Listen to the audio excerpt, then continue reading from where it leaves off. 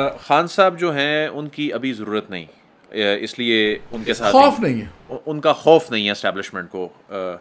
लेकिन क्या ज़रूरत पड़ सकती है ख़ास तौर पे ये सितंबर अक्टूबर के बाद? तरह तरह की चेमगोइयाँ हो रही हैं शहर इक़्तिदार में। देखें, मैं बताऊं, उनको बंद खान साहब से खौफ नहीं है, उनको खुले खान साहब से खौफ है। अगर खान साहब बाहर आते हैं ना, तो जिसको कहते हैं ना, can't put a genie back in the bottle. एक बार आपने खान साहब को अंदर कर दिया, 2 साल से अंदर है, जितना सब अंदर रखेंगे ये एक ही हल्ले में रखेंगे। अगर इमरान खान एक बार बाहर आते हैं, बड़ा मुश्किल है, will be virtually impossible to put him back इन।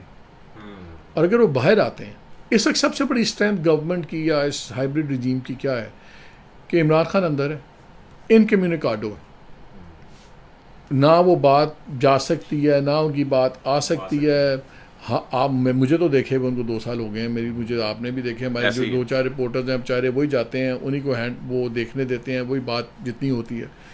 बड़ा फ़र्क पड़ता है जितनी कन्फ्यूजन फैली हुई पार्टी के अंदर। अच्छा, पार्टी के अंदर इतने ग्रुप्स अब बने हुए हैं, वो क्यों बने हैं? वो इसलिए बने हैं कि इमरान खान को इनकम्युनिकाडो रखा हुआ है, मिलने पर पाबंदी है, एक्सेस नहीं है, चीज़ें क्लियर नहीं होती, 10-10 से कन्फ्यूजन और पड़ जाती है। मैं ये कह रहा था ना, गवर्नमेंट की जो स्ट्रैटेजी है, इनकी सारी स्ट्रैटेजी परफेक्ट गई है। इमरान खान अंदर होते हैं, टॉप पॉलिटिकल लीडरशिप को आप, कोई तायब हो जाता है, कोई गायब हो जाता है। जो तायब हो जाता है उसके गुनाह माफ़ हो गए, लेकिन उसकी जगह भी ख़त्म होगी, वो पॉलिटिक्स से फारग हो गया। जो गायब हुए उनको रगड़ा लग रहा है, सज़ाएँ भी हो रही हैं, सब कुछ हो रहा है। फिर पार्टी के अंदर जब इतनी तोड़फोड़ हो गई, वो आपने एक, अब मुझे आप बता दें, अगर आज आप और मैं बैठे हों, मैं नहीं बंदा बता सकता कि किसकी बंदों पे मैं आंखें बंद करके कहूँ यार अगर इस बंदे ने बात कर दिया, इट मीन्स तो ये पार्टी का ये पीटीआई की पॉलिसी। कोई भी एक बंदा कोई भी नहीं है। 15 अगस्त का अनाउंस हुआ तो बाद में शुरू हो गया कि जी असद कैसे ने कहा हम तो जश्न मनाएंगे। उसने कहा अपना सलमान अकबर साहब ने 14 अगस्त है, एहतजाज नहीं होगा, जश्न मनाएंगे। अलीमा खान का बयान आया कि नहीं, नया बयान नहीं आया, खान साहब का मुलाकात नहीं हुई, तो इसलिए 14 अगस्त को होगी तहरीक चलेगी, और मैं अगर अरेस्ट होगी तो बेल नहीं कराऊंगी। अब आप किसकी बात सुनेंगे? किसकी बात सुनेंगे? अच्छा सर, ये बताइए कि ट्रंप क्यों नहीं खान साहब की मदद को आए? इनकी तो बड़ी उम्मीदें थी, उनकी तो मोहब्बत किसी और से हो गई। मेरा सवाल है, ट्रंप क्यों आए? उनकी दोस्ती थी, कहते थे इन्होंने, उनके जो सेनेटर्स थे, उनके जो दूसरे मेंबर्स थे, वो तो इमरान खान के हक में ट्वीट करते। देखें, डेस्परेशन सायर्स होप्स, अनरियलिस्टिक होप्स भी आप अटैच कर लेते हैं। ट्रंप बड़ा ट्रांजैक्शनल डिफरेंट किस्म का सदर है। ट्रंप आप दुनिया में देख लें, आप पिछले 6 महीने में उसने क्या किया। वो कहता है मुझे ये चाहिए, तुम मुझे क्या दे सकते हो। खान साहब के पास क्या है उसको सब देने के लिए? कुछ नहीं देने के लिए तो गवर्नमेंट और फौज के पास है ना, कि एज ए गवर्नमेंट रीजनल, आप चाहे रीजनल पॉलिटिक्स की चीज़ें हैं, पावर स्ट्रक्चर है, ट्रेड है, सब कुछ है।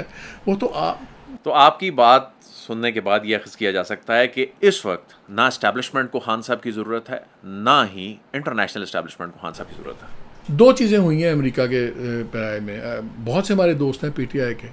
एक तो पीटीआई के ज़्यादा लोगों ने ओवरवेलमिंगली डेमोक्रेटिक कैंडिडेट को, डेमोक्रेट्स में बहुत ज़्यादा इन्वेस्ट किया था। वो बेचारे वैसे तो तबाही फेर दी ट्रंप ने, तो उनकी बहुत सी इन्वेस्टमेंट्स तो वो ज़ाया हो गई।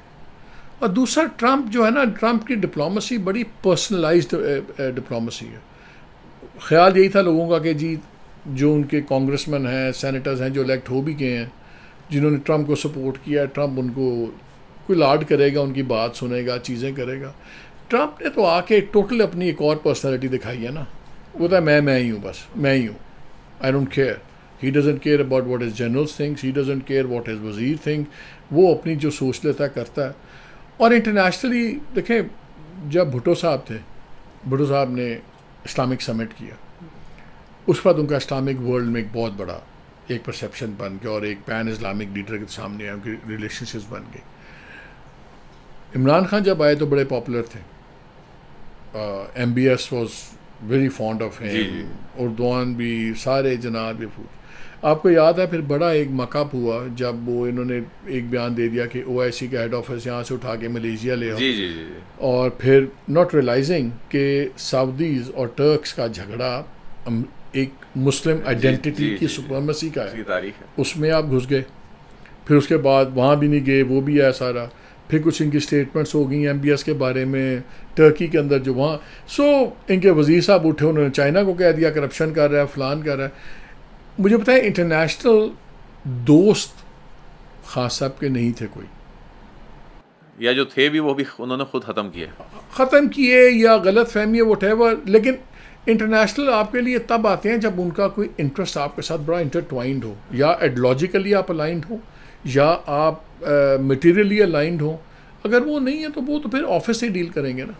अच्छा, एक जानिब खान साहब की ज़रूरत तो ज़ाहिर है उस वक्त पड़ेगी, या किसी भी अपोजिशन में बैठे या ज़ेरे अताब लीडर की ज़रूरत उस वक्त पड़ती है जब हुकूमत में बैठे हुए किसी शख्स के दिल में इनकलाब जाग रहा हो या उसको लीडर बनने का शौक़ पैदा हो। यही हमारी हालिया तारीख भी बताती है। तो क्या आपको ऐसा लग रहा है कि मियाँ नवाज़ शरीफ के हवाले से भी कुछ लोग ये कियास राइयाँ कर रहे हैं कि वो भी कभी कभी उनका इनकलाबी बनने का दिल करता है? देखिए, मेरा ख्याल है मियाँ साहब का तो इनकलाब ख़त्म हो गया। I think very clearly. वो जब आए तो हाथ तो हुआ उनके साथ, वो तो चौथी दफ़ा वज़ीर आज़म बनने आए थे, हाथ हुआ।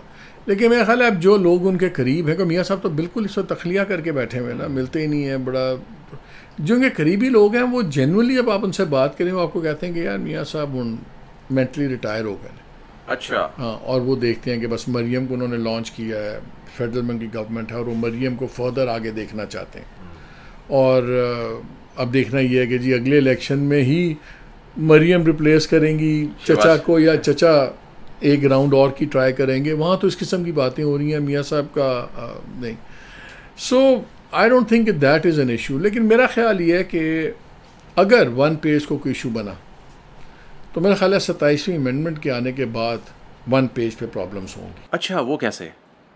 क्योंकि 27वीं, देखिए जब 26वीं अमेंडमेंट आई ना, ये बड़ी इमरान स्पेसिफिक थी। आपने जुडिशरी की हैयत बदली, सुप्रीम कोर्ट की बदली, एक चीफ जस्टिस का रास्ता रोका, उनको हटा दिया रास्ते में से, दूसरा चीफ जस्टिस आ गया।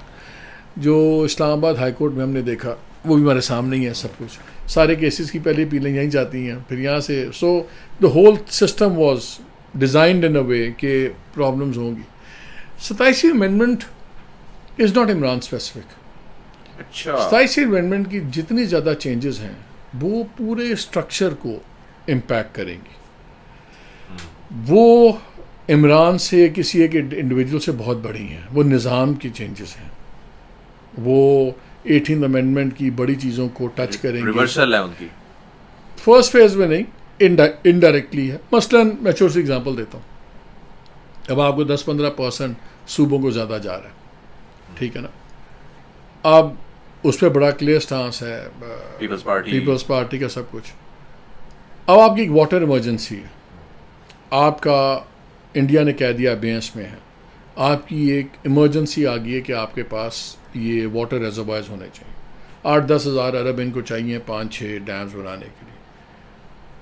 अब अगर 27वीं अमेंडमेंट में आप एक वाटर इमरजेंसी फ़ंड क्रिएट करते हैं और वो जो एक्स्ट्रा पैसा सूबों को जा रहा है उसका एक बड़ा हिस्सा उसके अंदर डालते हैं या डिफेंस नीड्स में डालते हैं, तो कोई इतराज़ कर सकता है, कोई बोल सकता है उस पर नेशनल इमरजेंसी है।